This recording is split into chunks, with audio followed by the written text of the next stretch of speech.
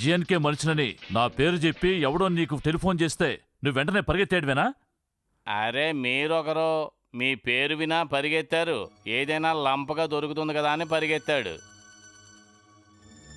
ఈ ప్రపంచంలో లంచం తీసుకోకపోతే రిటైర్ అయిన తర్వాత పోలీస్ మ్యాన్ వాచ్మెన్గా బతకాలి. ఏం గడిదా ఎలా ఉంది? నా మనసులో ఉన్నది ఉన్నట్టు చెప్పారండి ఆయన. ఏడ్చినట్టే ఉందా నువ్వు చేసిన పని? ఓయ్, నేను నీకు లంచం ఇచ్చింది ఆ విశ్వనాథ్ ఇప్పుడు రికార్డ్ చేశాడు. ఏ ఆధారం లేనివాడు ఇప్పుడు ఈ ఆధారంతో విర్రవీగుతాడు. ఏం చేయమంటావయ్యా? ఏమండే, తుఫాను వచ్చింది అనగానే వెంటనే వర్షం వచ్చేస్తుందా? ఆ తుఫాన్ని దిశ మార్చేద్దాం. ఏమిటయ్యా నువ్వన్నది? రామాయణంలో రాముడికి సపోర్టు హనుమంతుడే. హనుమంతుడు లేకపోతే రామాయణం లేదు. ఆ రెడ్డిని ఒక్క పట్టు పట్టామంటే ఆ విశ్వనాథ్ వెలవెలబోతాడు. కరెక్ట్ ధనుకోటి. ఆ రెడ్డి కథ వెంటనే ముగించాలి.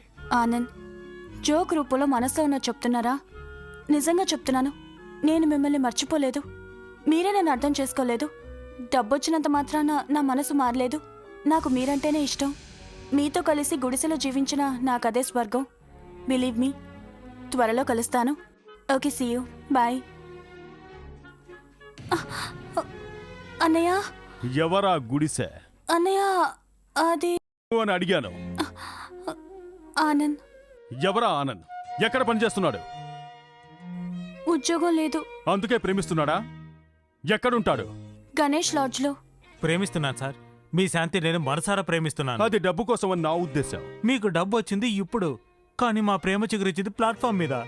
మామూలు చీర కట్టుకున్న మీ చెల్లెలు తను ఉద్యోగం చేసి కుటుంబాన్ని పోషించాలని నడవలేని పరిస్థితిలో కూడా వచ్చిందే. అప్పుడే మాలో ప్రేమ చిగురించింది. సో జాలి కనికరంతోనే తనను ప్రేమిస్తున్నావు అన్నమాట, అంతేనా? తన మనసును చూసి ప్రేమించాను, కానీ తన డబ్బును చూసి కాదు. ఇప్పుడు సడన్ గా డబ్బు రాగానే లాటరీలో లక్కు దొరికినట్లుగా నా చెల్లెలికి పదే పదే ఫోన్లు చేస్తూ నీ ప్రేమని స్ట్రాంగ్ చేసుకుంటున్నావు. మీలాంటి వాళ్ళకి ప్రేమ విలువ తెలియదు సార్. బట్ వన్ థింగ్, ఒకవేళ మీరు గనుక ఒప్పుకొని మా పెళ్లి జరిగితే మా సంసారం జరిగేది మీ బంగ్లాలో కాదు, ఈ సింగిల్ రూమ్లో సింపుల్గా. నా డబ్బుతో తన్ని పోషిస్తాను, గాని తన డబ్బును నేను ఎట్టి పరిస్థితుల్లోనూ తీసుకోను. Very great. నా చెల్లెలికి భర్తని మాత్రమే కాదు, మానవ రోషం ఉన్న ఒక మగాన్ని చూశాను. నాకు నచ్చావు. తప్పుగా మాట్లాడింటే మన్నించండి. ఆనంద్,